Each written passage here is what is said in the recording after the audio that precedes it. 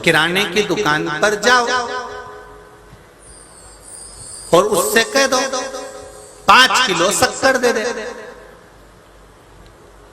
उसने शक्कर दे दी और तुम लेके चल दो। ले जान देगा? अरे बोलो तो जम के, क्या कहेगा? अच्छा जम के बोलो, जी जी जन, मेरे को आवाज नहीं आई। पैसे दो पहले, फिर 5 किलो शक्कर लेकर जाना। दुकान वाले से सब्जी लोगे तो पहले तुम्हें देना पड़ेगा, किराने वाले से किराना लोगे तो पहले तुमको देना पड़ेगा, तब वो ले जाने देगा, तब वो सामान देगा। साबुन दे दो 5, भैया 5 साबुन दो, तो उसने साबुन दे दिया तो तुम्हें वो कहेगा लाओ पैसे दो। तो पहले पैसा देना पड़ेगा, तब वो सामान उठाएगा, ले जाने देगा। उसी तरह शिव महापुराण की कथा कहती है, तुम भजन गाओ, तुम स्मरण करो, तुम कीर्तन करो, तुम कथा सुनो। ये सुनोगे, देओगे, उस परमात्मा को देओगे तो वो भी तुमको कुछ ना कुछ भर कर दे ही देगा, ये निश्चित है। पहले देना पड़ेगा, ये तो उठाने देगा क्या? 5 किलो शक्कर साबुन देगा क्या? दे तो देगा, पर कह देगा कहाँ लेके जा रहे हो, कहाँ? चलो पहले 500 रुपए दो, 50 रुपए दो, 365 का सामान आया ये दो, 400 रुपए का सामान आया ये दो। तो तुम्हें पहले पैसे कटाना पड़ेंगे। जब तुम पैसे दोगे तब वो तुमको शक्कर ले जाने देगा, तुअर की दाल ले जाने देगा, चावल ले जाने देगा, सामान ले जाने देगा, सब्जी ले जाने देगा। दोगे तो ले जा सकते। जब तुम दोगे तो वो भी तो शक्कर दे रहा है, वो भी तो चावल दे रहा है, वो भी तो सामान दे रहा है। पहले तुम्हें देना पड़ेगा कि ये लो साहब 500 रुपए काट लो और हमको जल्दी से सामान दे दो। बस भगवान भी तो वही कह रहा है कि तू भजन दे, तू सत्संग दे, तू स्मरण दे, तू एक लोटा, जम के बोलो, जल दे, तू एक चावल का दाना मुझे दे, एक पुष्प की पंखड़ी, एक बेलपत्र मात्र तू नहीं भी लाया तो मेरा ही उठाकर मुझे दे दे, तो भी कोई चिंता का विषय नहीं है। हो जाता है कभी कभी तो प्राप्त तो। उसको क्या चाहिए? जो चावल दिया, जो शक्कर दिया, उसका पैसा चाहिए। उसने ये पूछा तुमसे 500 रुपए कहां से लेके आ गए? किसी के मार के तो नहीं लाए हो, चोरी करके? उसने पूछा दुकान वाले ने? अरे बोलो तो जम के, नहीं पूछा। उसने तो डायरेक्ट कह दिया चावल का पैसा दो साहब, 340 रुपए हो गए, और तुमने 500 रुपए निकाले। तो उसने पूछा ही नहीं कि तुम कहां से लेकर आए। उसको क्या करना कि तुम कहां से लेकर आए। उसी तरह भोलेनाथ जी पर जब हम बेलपत्र चढ़ाते हैं, एक बेलपत्र उठाई शंकर भगवान की, धोई, वापिस शंकर भगवान को चढ़ा दी। शंकर भगवान ये कभी नहीं पूछेगा कि तूने मेरी उठा के मेरे को चढ़ा दी। बाकी के देवताओं का जितना सामान है तुम उठाकर दूसरे देवता को नहीं चढ़ा सकते, पर शंकर जी का उठा के शंकर जी को चढ़ा सकते हो। व्यापारी जोरदार, वो पूछते ही नहीं कहां से आया, वो तो कहता फाइल खत्म, उसको तो मतलब ही नहीं, तुम तो बस हमको पैसा दो ना, काम निपटा।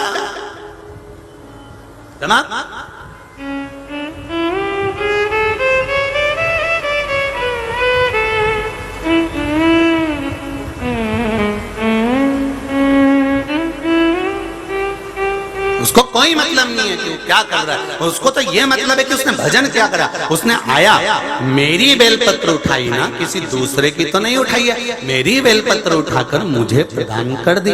उसमें क्या दिक्कत है? कहां से लाया, धन कितना लाया, कैसे लाया, ये वो जानेगा। तू तो मुझे समर्पण कर। तेरे मंदिर में आना मेरा काम है और मेरी बिगड़ी बनाना तेरा काम। उसकी मत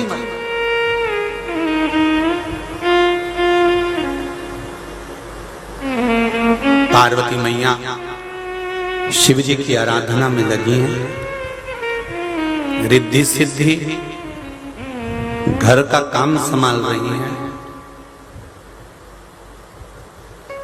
बहुएं जब आ जाए, सास सत्संग में डूब जाए, इससे बढ़कर कोई सुख नहीं।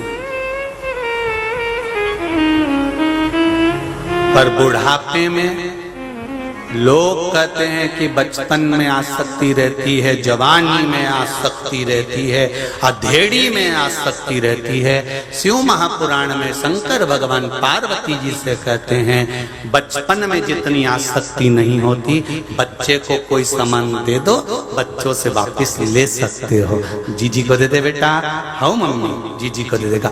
आसक्ति बचपन में नहीं होती, जवानी में भी आसक्ति नहीं होती। अगर जवानी में आसक्ति होती तो ये जवान जवान छोरा छोरी आपस में एक दूसरे को मोबाइल दिला देते 20-22 हजार का। आसक्ति है का? यहाँ तो प्रेम है, आसक्ति का है। दोस्त ने कहा तेरी गाड़ी किधर है? अभी आया मैं, बीड़ तक जा रहा हूं, घूम के आता हूं मैं, अभी आया। दे दे रहा गाड़ी। आसक्ति नहीं, आसक्ति होती तो कह देते।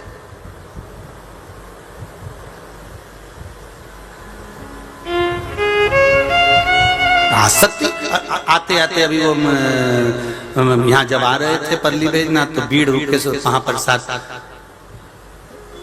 मंत्री जी क्या था ना, सोनी जी क्या था, तो वहां प्रसाद पाए।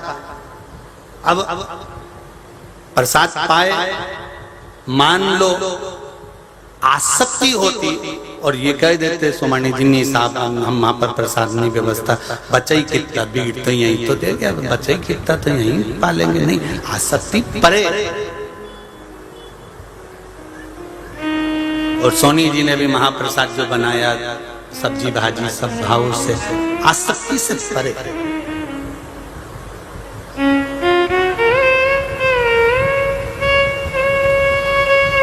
आसक्तियों से दूर है। और जब हम आसक्तियों से दूर हो जाते हैं तब अपने आप। लोग कहते हैं बचपन में आसक्ति है, नहीं। लोगों ने कहा जवानी में आसक्ति है, नहीं। जवानी में आसक्ति होती तो दोस्त अपनी गाड़ी नहीं देता, ले ले जा घूमिया, ले जा हैंडसेक देना यार तेरा, ले जा। आसक्ति है ही नहीं जवानी में।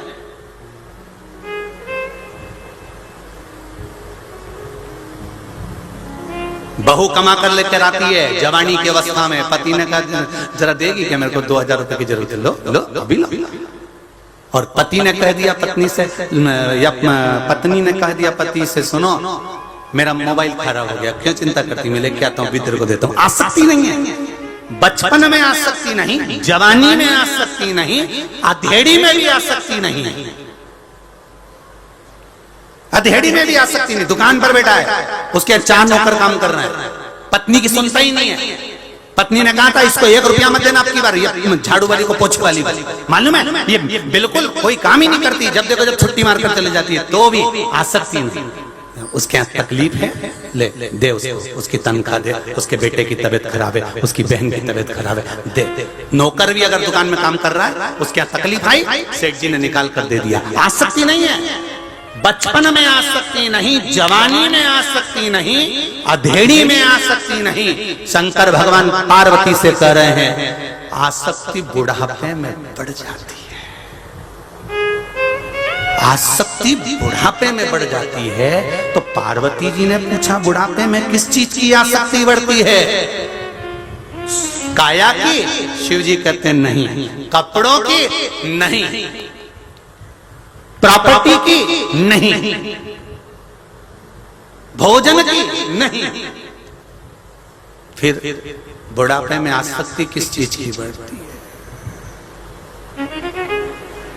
माया की आसक्ति, थोड़ी धन की आसक्ति बढ़ जाती है। कई बार यह आसक्ति बढ़ती है तो मुंह से निकल जाती है, अहंकार के शब्द निकल जाते हैं, मुख से शब्द निकल जाता है। कहे ना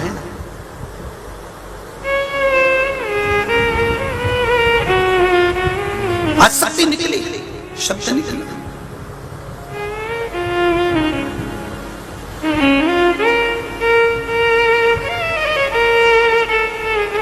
कई माताएं कह देती है कई बार गुस्से में आकर, वो तो मैं हूं इसलिए घर चल रहा है, जिस दिन चली गई आटे दाल का भाव मालूम पड़ जाएगा। बुढ़ापे में की जाती है ऐसी बात, जवानी में कोई नहीं करता। जवानी में कौन मरने की बात करता है कि मैं चले जाऊंगा, वो तो बुढ़ापे में, वो तो मैं हूं इसलिए काम हो रहा है। मैं चले गया होता तब मालूम पड़ जाता, मैं हूं तो ये काम हो रहा है। वो तो मैं जिंदा हूं इसलिए ऐसा हो रहा है। तो जो तुमसे कहना कि मैं जिंदा हूं इसलिए घर चल रहा है, तो उससे कह दो आधा घंटा मर जा, जब आधा घंटा तुम मर के तो देखो घर चले कि नहीं चले। कोरोना महामारी में कई बहुएं, कई बहनें, कई भाई खूब रोए साहब। गुरुजी स्वामी चले गए, पति चले गए, खूब खूब रोए। घर कैसे चलेगा, परिवार कैसे चलेगा, क्या करें, क्या हम मर जाएं। पूरा परिवार अस्त व्यस्त हो गया, घर में छोटे छोटे बच्चे हैं। गुरुजी कैसे चलेगा। ना जेठ ने चलाया, ना जेठानी ने चलाया, बोलो सही है। न ननन ने चलाया, न नंदोई ने चलाया, न देवर ने चलाया, न जेठ ने चलाया, ना कोई तुम्हारा घर चलाने वाला था। अगर उसने किसी को ले लिया है तो उसको मालूम है कि इसका घर कैसे चलाना है। चलाता वो है, हमको लगता है कि हम चला रहे हैं, चलाता वो है, चला रहा है। एक सेठ जी का एक नौकर काम करता था, खूब अच्छा काम करता था। नौकर बहुत जोरदार काम करता और काम करते एक दिन नौकर ने 4-5 दिन की छुट्टी मार ली। सेठ जी को लगा कि नौकर को बुरा लग गया और नौकर ने छुट्टी मार ली, क्योंकि इतना काम करता है मैं उसको अच्छे से तनख्वाह नहीं दे पाता हूँ। तो सेठ जी ने अब की बार नौकर की तनख्वाह बढ़ा दी। तनख्वाह बढ़ाई, नौकर आया, उसको तनख्वाह बढ़कर मिली, काम करता रहा। काम करते करते समय बीत गया। एक बार 4-6 महीने निकले, नौकर ने फिर छुट्टी मार ली। नौकर ने छुट्टी मारी तो सेठ जी को गुस्सा आ गया, एक तो मैंने तनख्वाह बढ़ा दी, ऊपर से इतना सारा पैसा बढ़ा दिया, फिर छुट्टी मार दी। इसकी तनख्वाह अब की बार आता तो काट के दूंगा। अब की बार आया तो उसने तनख्वाह आधी कर दी, पैसा काट लिया। नौकर काम करने लगा, सेठ जी से रहा नहीं गया। 2-3 महीने बाद सेठ जी ने नौकर से कहा, क्यों रे, तेरी तनख्वाह बढ़ी थी तो तूने मुझे धन्यवाद नहीं दिया, और तेरी तनख्वाह कट गई, तेरा पैसा कट गया तो तूने पूछा तक नहीं कि मेरा पैसा काट दिया। तो इतने में नौकर बोला, उसमें क्या पूछना सेठ जी, मैं गुरुजी का प्रवचन सुनता हूँ। गुरुजी ने कहा था कि जब कोई नया मेहमान हमारे घर में आता है तो भगवान उसके हिस्से का हमको देना चालू कर देता है। गुरुजी ने कहा है जब कोई घर से जाता है तो भगवान उसके हिस्से का भी छुड़ा लेता है। उसी तरह जब मैंने पहली छुट्टी मारी थी तब मेरी पत्नी के गर्भ से बेटे ने जन्म लिया था। उस समय मेरी तनख्वाह बढ़ गई थी तो मैं समझ गया कि भगवान ने एक के हिस्से का और देना चालू कर दिया, एक के हिस्से का और देना चालू कर दिया। दूसरी बार आपने तनख्वाह काट ली मेरी छुट्टी में। मेरी माता के प्राण छूट गए थे, मेरी माँ मर गई थी। तब मैं आया, तनख्वाह कम मिली तो मैं समझ गया था कि गुरुजी ने कहा था कि जब हिस्सादार चला जाता है तो उसका हिस्सा भी खत्म हो जाता है। माँ चली गई इसलिए मेरी तनख्वाह कम हो गई। भगवान के आश्रित होकर जो जीता है, भगवान के आश्रित होकर जो जीवन जीता है, उसको मालूम है कि कभी दुकान अच्छी चलती है, कभी तेज चलती है, कभी कम चलती है। बोलो सही है कि गलत है। कभी व्यापार एकदम तेज चलेगा, कभी एकदम डाउन हो जाएगा, कभी एकदम। लोग कहते हैं दिवाली पे बहुत अच्छा व्यापार चलता है, दिवाली पर व्यापार चलता है। लोग कहते हैं कोई त्योहार आता है तो व्यापार चलता है, 30 त्योहार आता है तो व्यापार चलता है। शिव महापुराण की कथा कहती है त्योहार पर व्यापार अच्छा क्यों चलता है? क्योंकि त्योहार पर तुम लड्डू बनाते हो, त्योहार पर तुम मठरी बनाते हो, त्योहार पर तुम गुजिया बनाते हो, त्योहार पर तुम पूरण पोली बनाते हो, त्योहार पर तुम अच्छा कुछ बनाते हो। किसके लिए बनाते हो? अपने लिए नहीं। तुम्हें मालूम है दिवाली पे 4 लोग आएंगे तो खुरमे देना पड़ेंगे, 4 लोग आएंगे तो गुजिया देना पड़ेगा, 4 लोग आएंगे तो पपड़ी देना पड़ेगी। तो जो 4 तुम्हारे घर में मुंह झूठा करने आएंगे उसके हिस्से का मेरा भोलेनाथ पहले तेरी दुकान पर भंडार भरकर दे देता, उनके हिस्से का देता। जो लोग कहते हैं त्योहार पर व्यापार अच्छा चलता है, कोई दिन व्यापार अच्छा चलता है, कभी कभी तुम्हारी दुकान अच्छी चले और 1 हफ्ता दुकान अच्छी ना चले, उसमें अंदाजा लगाना कि 1 हफ्ता देखता दुकान अच्छी चली, उसके बाद में मेहमान कौन कौन आए थे या मेहमान कौन कौन गए थे, घर में कौन आया था, अंदाजा लग जाएगा कि भगवान ने जो आने वाला था उसके पहले तुम्हारा व्यापार अच्छा चलाकर पैसा दे दिया, उससे कि तुम उस अतिथि का सम्मान करना, आए हुए का मुंह झूठा करा देना।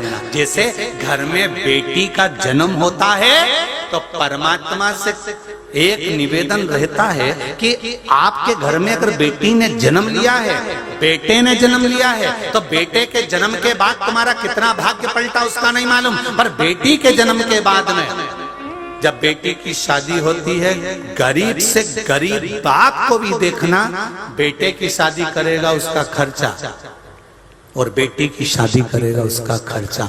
जब वो बेटी की शादी करता है, कहां से धन आता है, कैसे पार्टी हो जाती है, क्या जोरदार विवाह हो जाता है कि समाज के लोग भी कहते हैं साहब लग ही नहीं रहा था कि इतनी जोरदार शादी कर लेगा, लग ही नहीं रहा था कि इतना पैसा होगा, पर क्या शादी करी उसने, तो माता पूजन में भी गिफ्ट बांटा,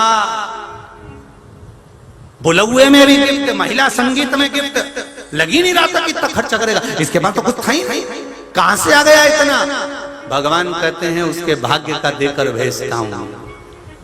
गाय, ब्राह्मण, संत और बेटी के भाग्य का परमात्मा तुमको देकर भेजता है कि तेरे यहाँ जब जब ब्राह्मण आएगा, संत आएगा, गौ माता आएगी, बेटी तेरे घर में आएगी, उसके पहले तेरे घर में मैं भंडार भर दूंगा, तू चिंता मत करना, रोना मत ही, उसको प्रेम से पवाना,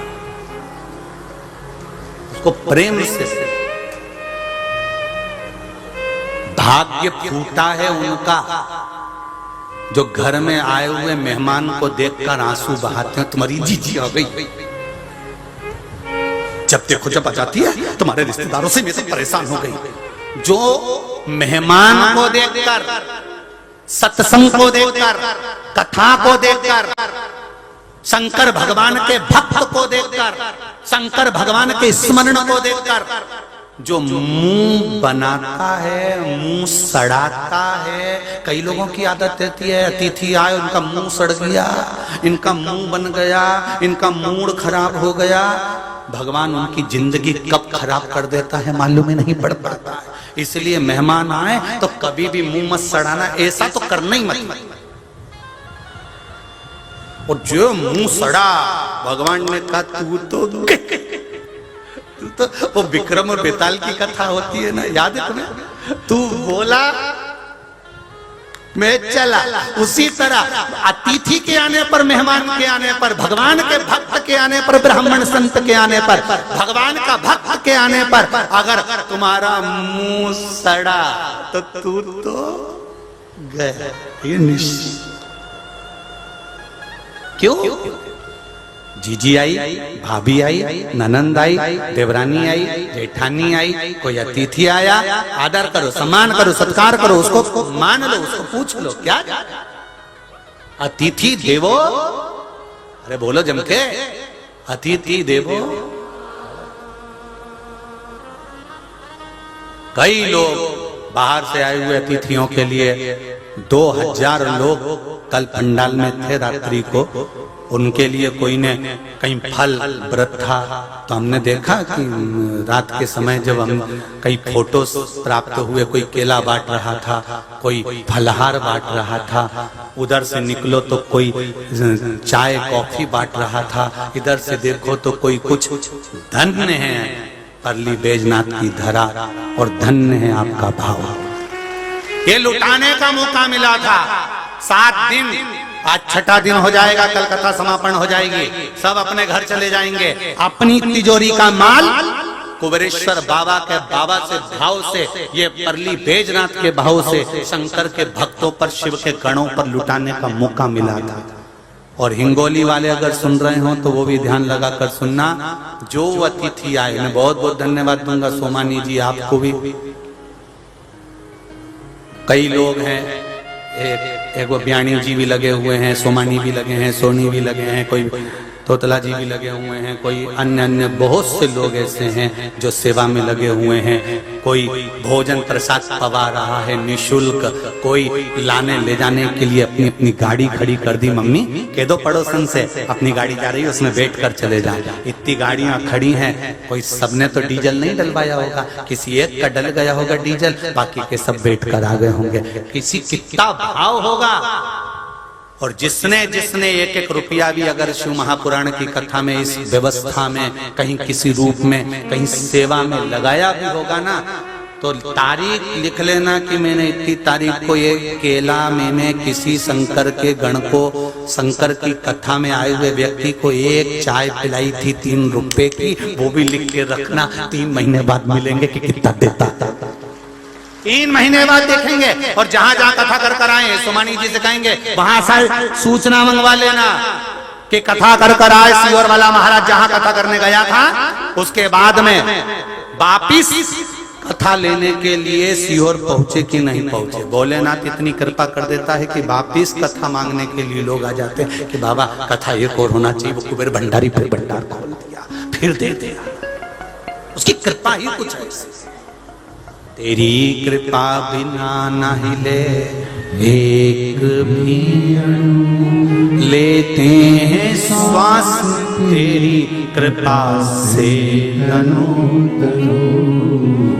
गंगधार मुक्तिवार ओमकार भोले ओमकार तू, आयो शरण तिहारी शंभु तार तार तो। बखान क्या करूं मैं राखों के का, चपटी भभूत में खजाना कुबेर का।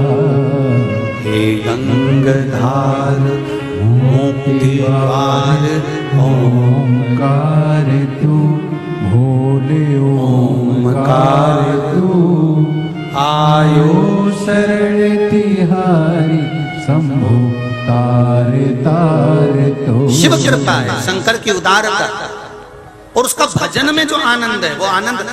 कल जनाबाई का चरित्र, नामदेव जी का चरित्र वर्णन करा था, तो उनके गांवों से कल कुछ भक्त लोग आए कि हम जनाबाई के गांव से आए हैं, गुरुजी से कहो।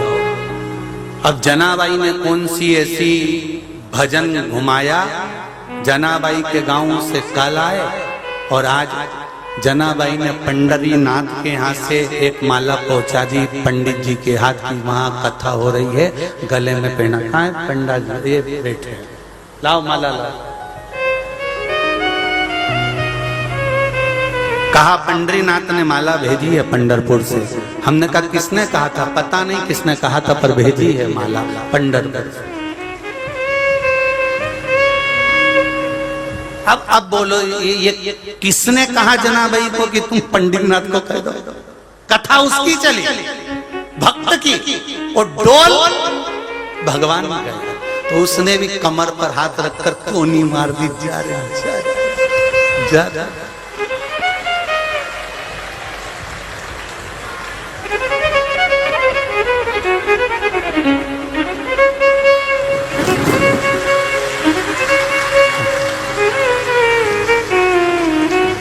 उसने भी भेज दी, पंडरीनाथ ने पंढरपुर से तुलसी की माला। विठ्ठल विठ्ठल विठ्ठला हरि ओम विठ्ठला, विठ्ठल विठ्ठल विठ्ठला हरि ओम विठ्ठला, ओ विठ्ठल विठ्ठल विठ्ठला हरि ओम विठ्ठला, विठ्ठल विठ्ठल विठ्ठला हरि ओम विठ्ठला। ओ पंढरपुर से आवेला हरि ओम विठ्ठला, पंढरपुर से आवेला हरि ओम विठ्ठला। ओ नामदेव नामदेवजी गावेला हरि ओम विठ्ठला, नामदेवजी गावेला हरि ओम विठ्ठला, जनाबाई गावेला हरि ओम विठ्ठला, जनाबाई गावेला हरि ओम विठ्ठला, अरे विठ्ठल विठ्ठल विठ्ठला हरि ओम विठ्ठला, विठ्ठल विठ्ठल विठ्ठला हरि ओम विठ्ठला। दोनों हाथों से ताली से बजाते हुए जय हो, बोल पंडरीनाथ भगवान की जय हो।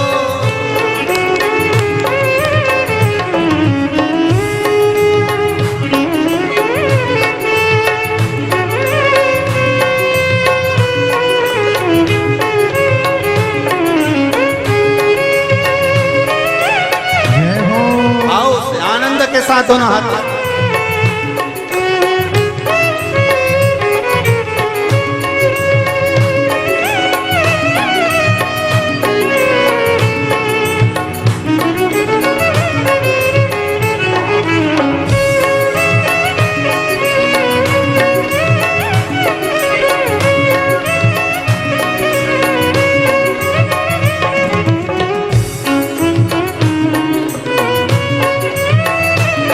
अरे तुकाराम जी गावेला हरि ओम विठ्ठला, तुकाराम जी गावेला हरि ओम विठ्ठला, अरे तुकाराम जी गावेला हरि ओम विठ्ठला। तुकाराम जी गावेला सोमानी जी से निवेदन है, ओम विठ्ठला, पंढरपुर से जो पंडित जी भगवान का प्रसाद लेकर आए हैं उनको आप भी माला पहनाकर सम्मान करें। स्वयं जनाबाई ने पंडरीनाथ को कहे माला पहुंचाइए, कोई साधारण बात, आप ही पहना दें। आइए महाराज। तुकाराम जी गावेला हरि ओम विठ्ठला, तुकाराम जी गावेला हरि ओम विठ्ठला, विठ्ठल विठ्ठल विठ्ठला हरि ओम विठ्ठला, विठ्ठल विठ्ठल विठ्ठला हरि ओम विठ्ठला, हरि ओम विठ्ठला, हरि ओम विठ्ठला, हरि ओम विठ्ठला, हरि ओम विठ्ठला, हरि ओम विठ्ठला पांडुरंगा विठ्ठला, हरि ओम विठ्ठला, हरि ओम विठ्ठला, ओ हरि ओम विठ्ठला पांडुरंगा विठ्ठला, हरि ओम विठ्ठला, हरि ओम विठ्ठला, अरे विठ्ठल विठ्ठला हरि ओम विठ्ठला, विठ्ठल विठ्ठल विठ्ठला, हरि ओम विठ्ठला। अरे भाव से दोनों हाथों से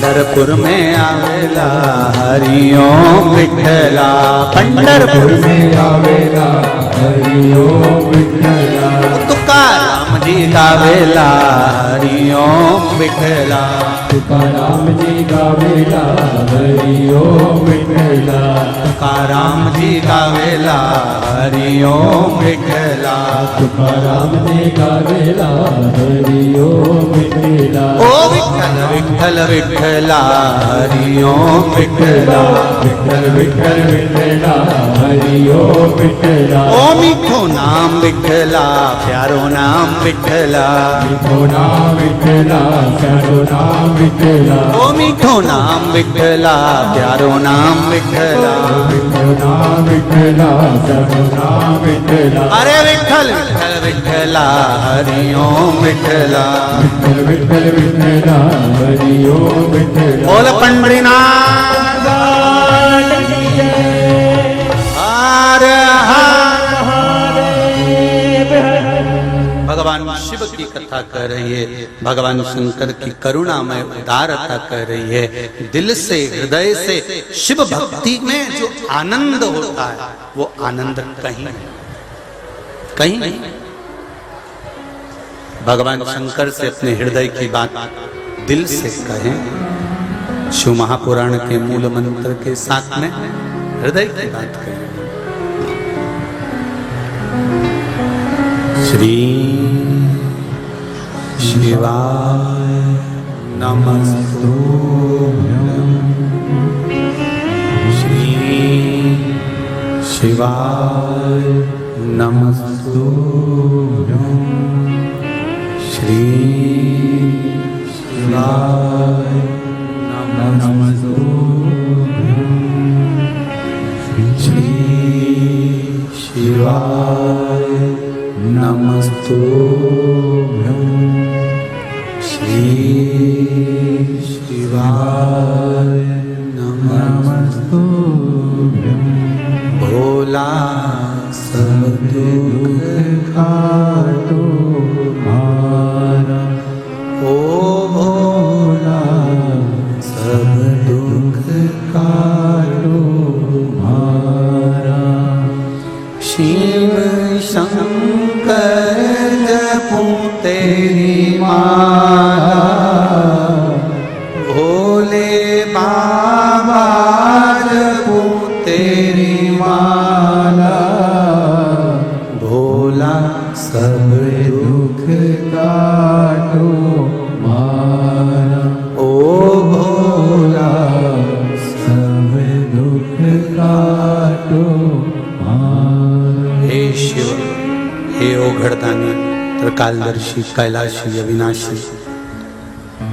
संपूर्ण दुख को काटने वाले महामृत्युंजय शिव की आराधना, जप, साधना, भजन, कीर्तन ये सुख देते। शिव महापुराण की कथा कह रही है, अहंकार का त्याग कर कर पार्वती मैया भगवान शिव का स्मरण करती हैं, रिद्धि सिद्धि घर को संभालती हैं।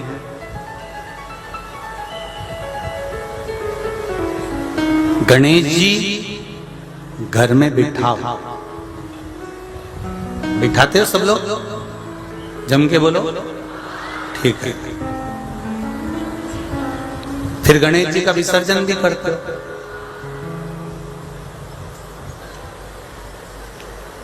पर जहां गणेश जी बिठाओ, गणेश जी के आसपास में कम से कम एक हल्दी की और एक कुंकू की 2 बिंदी अवश्य लगाना चाहिए, रिद्धि और सिद्धि के नाम से। कारण क्या होता है कि जब हम गणेश जी का विसर्जन करते हैं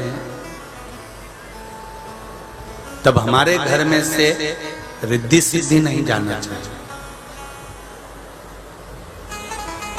जब हम गणेश जी का विसर्जन करें तो वो जो 2 बिंदी हमने हल्दी और कुंकू की लगाई है वो रिद्धि सिद्धि के रूप में हमारे घर में रहना चाहिए।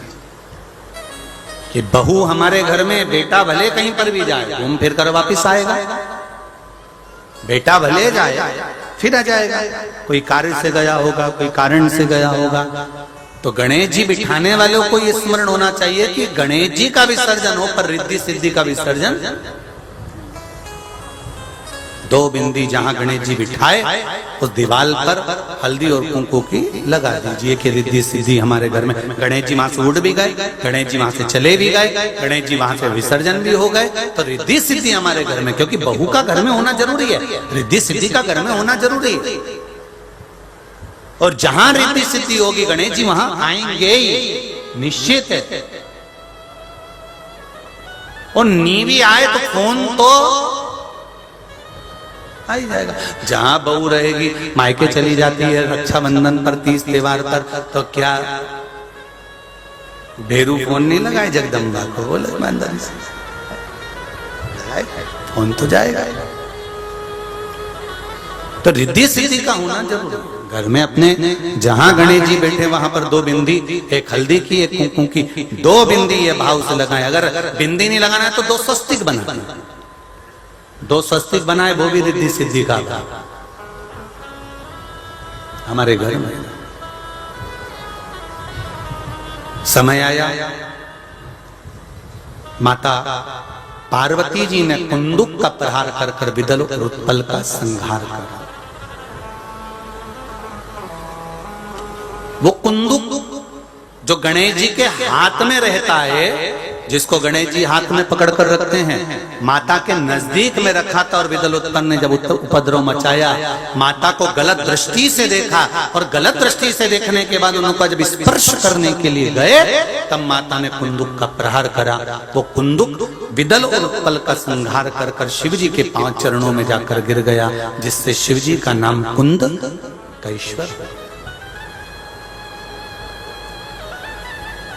कोई भी औषधि आप ले रहे हो, लाभ नहीं कर रही, दवाई खाने पर भी असर नहीं कर रही, फिर भी स्वास्थ्य ठीक नहीं हो रहा, 4 डॉक्टर को दिखा लिया, 5 डॉक्टर को दिखा लिया, तब जिस औषधि को हम खा रहे हैं, जिस भी डॉक्टर को इलाज चल रहा है और उसकी जो दवाई ले रहे हैं, वो दवाई भी अगर हम कुंदकेश्वर महादेव के नाम से, भगवान कुंदकेश्वर के स्मरण कर कर अगर खाना प्रारंभ करेंगे, तो ये निश्चित है कि वो दवाई लाभ करना प्रारंभ करेगी और स्वास्थ्य जल्दी से जल्दी ठीक हो जाएगा।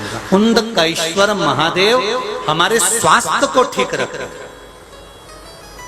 एक पत्र आया, देखिए।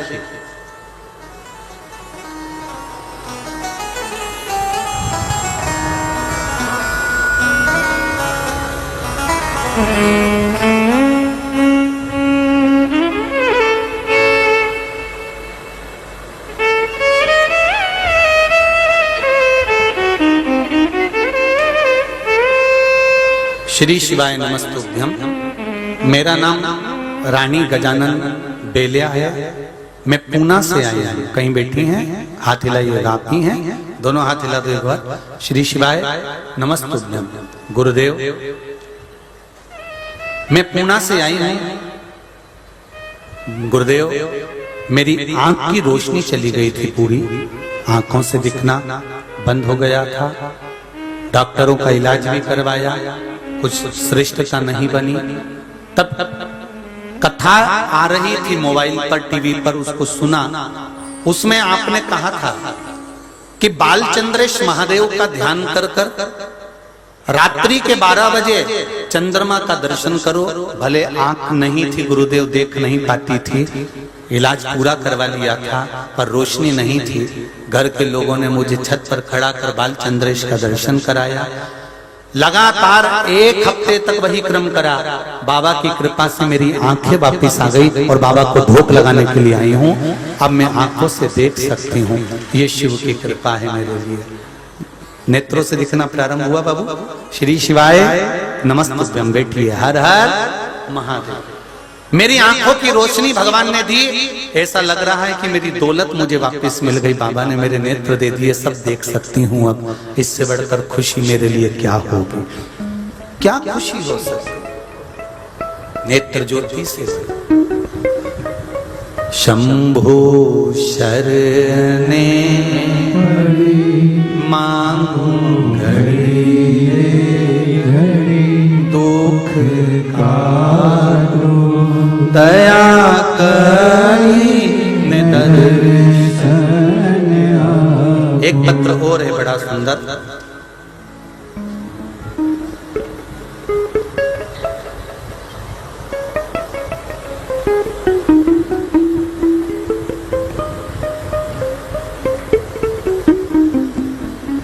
सो कल्पना अनिल देशमानी, मैं पीपल गांव बंसवंत नासिक महाराष्ट्र से आई हूं। कहीं बैठी हो तो हाथ हिलाइएगा। आप ही हैं? दोनों हाथ हिला दो एक बार। श्री शिवाय नमस्तुभ्यम। हाँ, दोनों हाथ हिला दो एक बार। श्री शिवाय नमस्तुभ्यम। गुरुजी, मैं आपको क्या बताऊं, मेरे भोले बाबा मुझे क्या क्या नहीं दिया। मैं 1 साल से कथा सुन रही हूँ। मेरी सहेली ने मुझे बताया कि कथा सुन, तब से कथा सुन रही हूँ। अच्छा, ये भी एक क्रम है। आप किसी को प्रेरणा देते हो ना कि कथा आ रही है आस्था चैनल पर, शिव महापुराण की कथा चल रही है, सुन एक बार, हृदय से सुनना, दिल से सुनना, ये प्रेरणा दी जाती है। उसका भी फल देखिए। मेरी बड़ी बहू को 6 साल से संतान नहीं थी।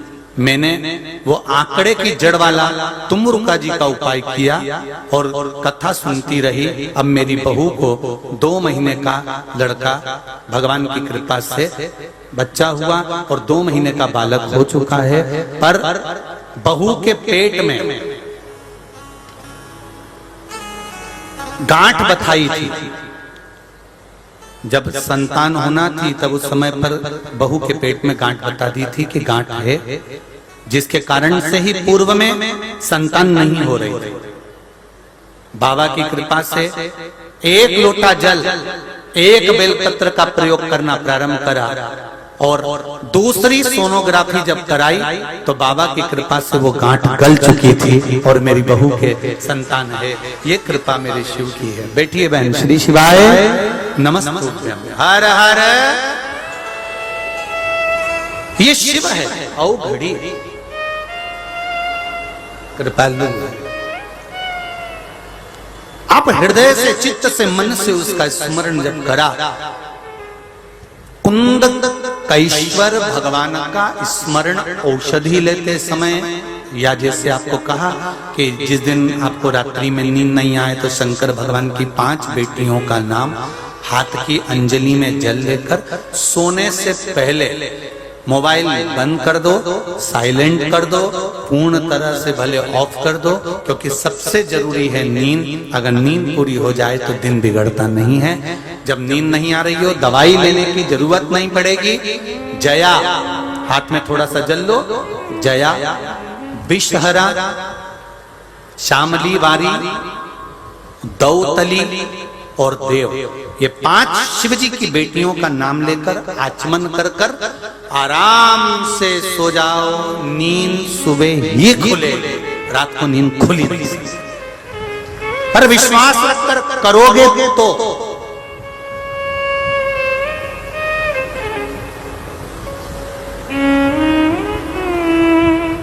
टेंशन लेके नहीं। मैं गोली खानी थी, मैं गोली नहीं खाऊंगी तो नींद आएगी कि नहीं आएगी। सियोर वाला महाराज तो बोला है कि जया, विषहरा, शामली बारी, दौतली और अरे जम के तो बोलो देव। 5 बेटियों का नाम लेकर जल काचमन कर कर सो जाओ। मैं सो जाऊंगी और मैंने गोली नहीं खाई, नींद आएगी कि नहीं आएगी? नहीं आएगी। आएगी इसका मतलब पढ़ना ही नहीं अपने को तो सीधे बोलना, शंकर भगवान के भरोसे पर आज दवाई नहीं ले रही हूँ, शिव जी की बेटियों के नाम की दवाई लेकर सो रही हूँ। मेरा विश्वास है बाबा आएगा और मुझे नींद देकर जाएगा। सो मस्त।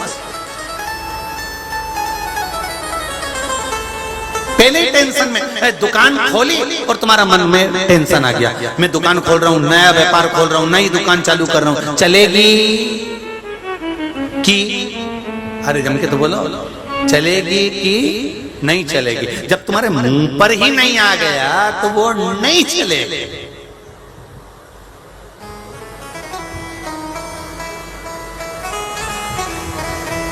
पंडित जी से जाकर पूछा, बताओ महाराज जी काय की दुकान खोलूं?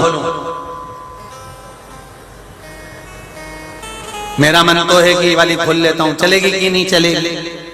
पंडित जी ने कहा चलेगी कि नहीं चलेगी, फिर एक काम करो दूसरी खोल। तुम्हारे मन में भ्रम है, तुम्हारे मन में भ्रम है।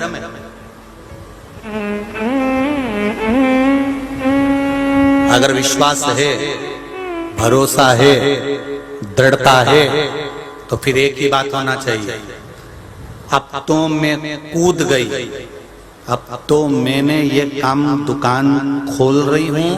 और सुन लो बैद्यनाथ जी,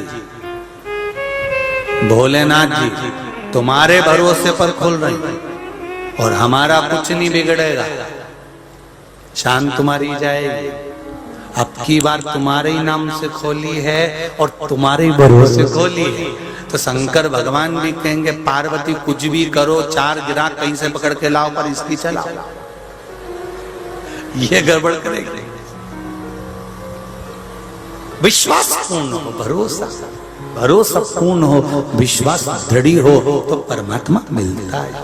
मैंने तेरे ही भरोसे ओ बाबा, तेरे ही भरोसे हवा बिच उड़ती जवानी, बाबा डोर हटो छठीला में कटी जाएगी।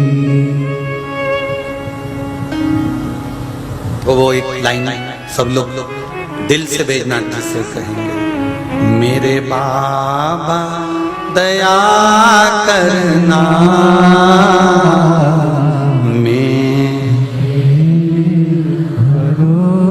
आवाज नहीं आई है? उधर पंडाल वाले, इधर पंडाल वाले, इधर पंडाल वाले, इधर पंडाल वाले, पीछे वाले अच्छी दमदारी से बोलो, बैजनाथ जी के चरणों तक जाना चाहिए। भोले बाबा दया करना, मेरे भरोसे हूँ, ना घर के भरोसे ना परिवार के भरोसे हूँ, ना घर के भरोसे हूँ, ना परिवार के भरोसे हूँ, मेरे भोले दया करना, मैं तेरे भरोसे हूँ, मेरे बाबा झोली भरना, मैं तेरे भरोसे हूँ। हम उसके सहारे पर रहें, हम उसके भरोसे रहें, हमारा विश्वास दृढ़ होना चाहिए कि मेरा ये काम होगा तो होगा।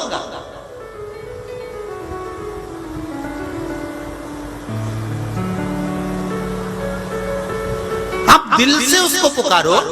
कल ठाकुर जी के कपड़े उतारे तब तक पानी नहीं गिरा, पूजन करी नहीं गिरा, कपड़े उतार कर पहले ही लौटा और जल वृष्टि ऐसी जैसे पूरा मथुरा में पानी गिरा था उनके जन्म पर। और जैसे ही नहा लिए, स्नान हो गया और शरीर जब अंग वस्त्र से पहुंचना प्रारंभ किया और जैसे ही कपड़े पहनाए,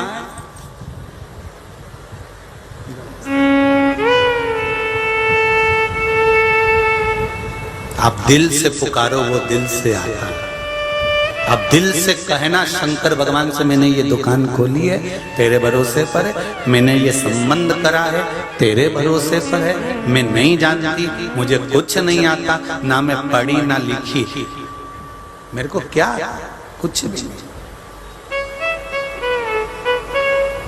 मैं कुछ भी नहीं जानती, मैं तो इतना जानती हूँ श्री शिवाय नमस्तुभ्यं। हम इसके सिवाय मैं कुछ नहीं जानती। शिव महापुराण की कथा कहती है, भगवान शंकर का चरित्र कहता है, भगवान शिव का सुंदर आनंदमय चरित्र वर्णन कर रहा है। माता पार्वती ने विदल और उत्पल का संहार कर दिया और कुंदुक शिव जी के चरणों में जाकर गिरा, तो भगवान शिव का नाम कुंदकेश्वर हो गया। शंकर भगवान के चरणों में जब कुंदुक पड़ा, तब माता पार्वती के नयनों में जल भर गया कि मेरे स्वामी को ये कुंदुक चरणों में जाकर लग गया।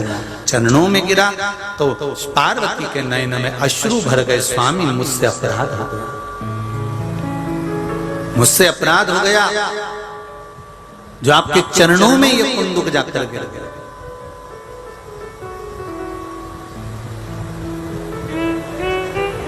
बहुत शंकर भगवान पर चढ़ा हुआ एक बेल पत्र भी मंदिर में पड़ा हुआ है और हम उसको लांग कर चले जाते हैं तो उसका अपराध है।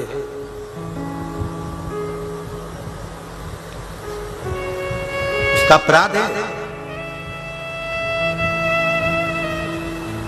हम तो इसके विरोध में रहते हैं हमेशा कि आप लोग कोई बहुत अच्छे मंदिर में जब दर्शन करने जाते हो, सिद्धि विनायक गए या कोई मंदिर गए या कोई मंदिर में गए, तो वहां आपको एक माला दे दी जाती है। बोलो, देते कि नहीं देते? वो माला भगवान की चढ़ी हुई माला तुमने गाड़ी के सामने बोनट पर टांग देते हैं। गाड़ी दौड़ती है, फूल जमीन पर गिरते गिरते गिरते गिरते तक चले जाते हैं और वो भगवान के गले की माला का अपराध हो जाता है। देव ऋषि नारद से हुआ था एक अपराध, तो चंद्रभागा नदी के तट पर जाकर प्रायश्चित करना पड़ा था देव ऋषि नारद को। देव ऋषि नारद ने कामदेव को जीत लिया और कामदेव को जीतने के बाद देव ऋषि नारद को अहंकार आ गया। सबसे पहले देव ऋषि नारद काम को जीतने के बाद शंकर भगवान के सामने गए और भगवान शिव जी के सामने जाकर खड़े हुए। शंकर भगवान ने कहा, बैठो नारद जी। नारद जी बोलते, मैं बैठने नहीं आया हूं, मैं यहां बैठने नहीं आया हूं।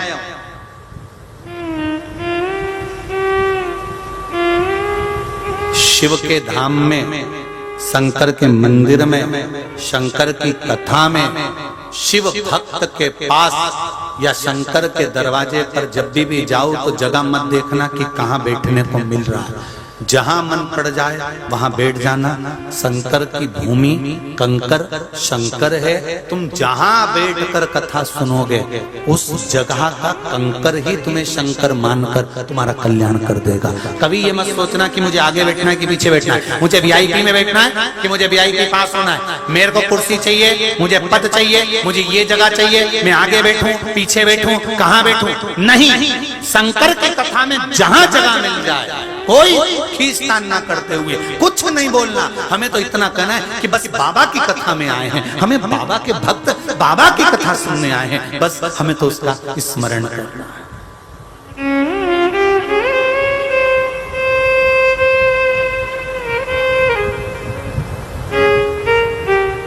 बम बोल का नारा है, बाबा एक सहारा, इसके सिवाय कुछ नहीं।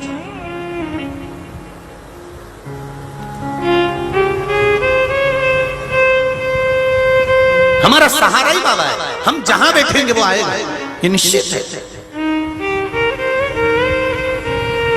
पहुंचेगा।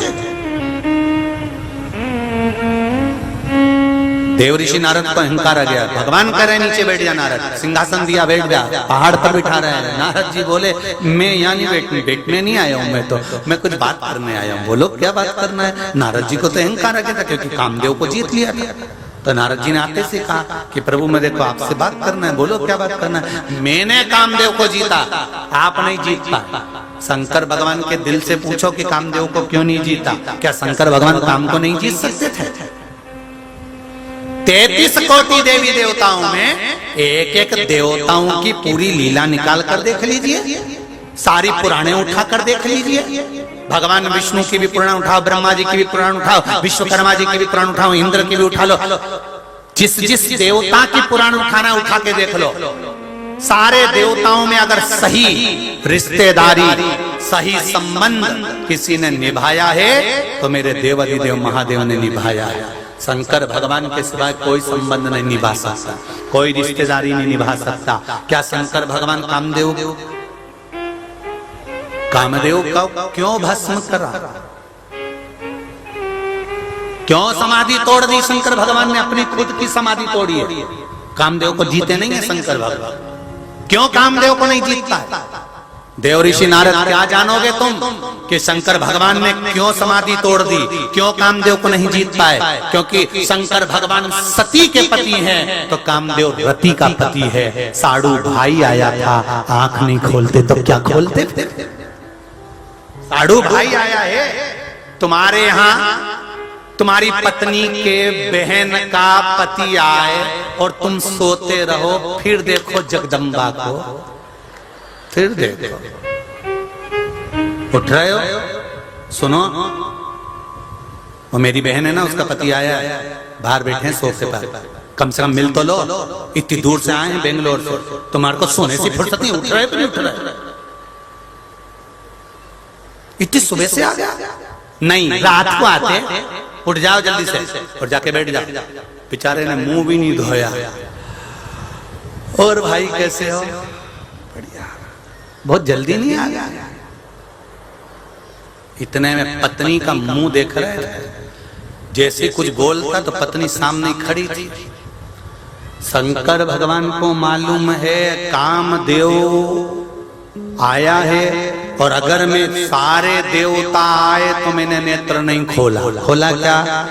खूब बाणों पर बाण चलाए, नहीं खोला। तब शंकर भगवान ने देखा कि अब कामदेव आया है, अब तो मुझे समाधि तोड़ना पड़ेगी। दुकान पे से रिश्तेदार आए तो दुकान छोड़कर तो आना पड़ेगा, नहीं आएंगे तो ये दुकान पे आ गई तो आफत खड़ी कर गई। इसलिए दुकान पे से जाना। फोन आया, सुनो मेरी बहन का पति आया है, कितनी देर में आ रहे हो? कौन?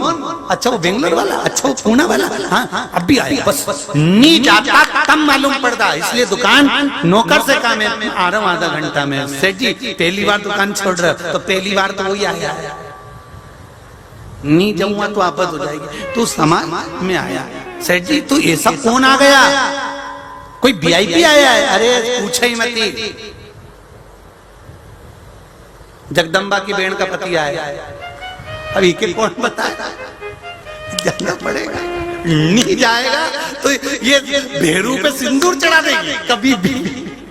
कभी भी एक कटोरा घोला चढ़ा दिया, जाना पड़ेगा तो गया, मिलना पड़ेगा। शंकर भगवान के सामने कामदेव आ गए, और अगर शंकर भगवान समाधि नहीं तोड़ते, क्योंकि रिश्तेदारी निभाना शिव जी को आती है। जब तो उनका इतना बड़ा परिवार है, इतना बड़ा परिवार, नाती पंती रिश्तेदार, दादा परदादा सब बन गए शंकर भगवान। कितना बड़ा परिवार है।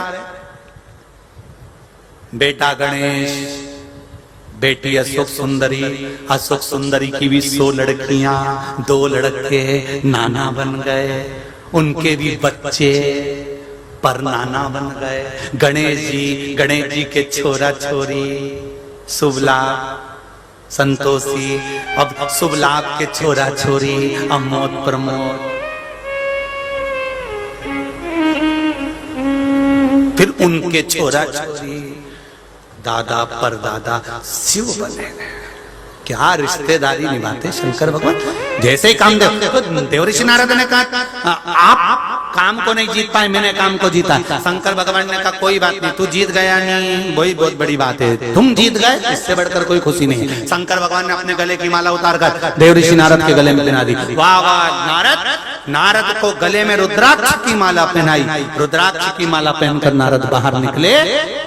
शिव जी ने रोका, ये बात तुम किसी से मत कहना जो आज मुझसे कही है। नारद जी ने सोचा बताओ, खुद तो फेल हो गए, हम पास हो गए तो कह दिया बताओ तक मत किसी को, हम तो बताएं चाहे कुछ भी हो।